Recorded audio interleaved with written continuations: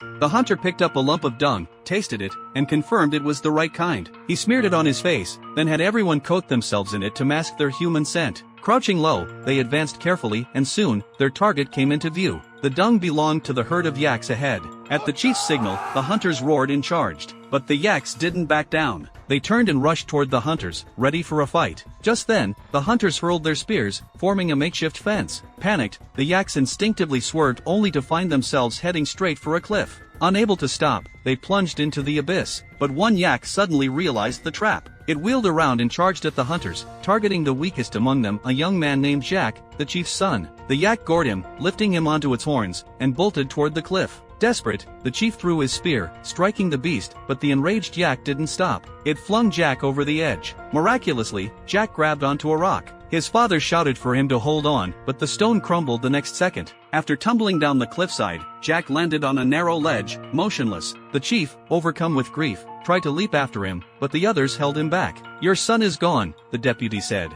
"but we can't lose you too. You're our leader. You must guide us home." This tribe lived in Europe's polar frontier 20,000 years ago. The hunt had been organized to stockpile food for winter. Over the next few days, the tribe collected their fallen prey below the cliff while the chief called out for Jack, hoping against hope, but there was no response. Heartbroken, he finally accepted his son's death. With trembling hands, he built a grave marker, then turned away and led his people home. Shortly after they left, a vulture landed near Jack, who, to its surprise, was still alive.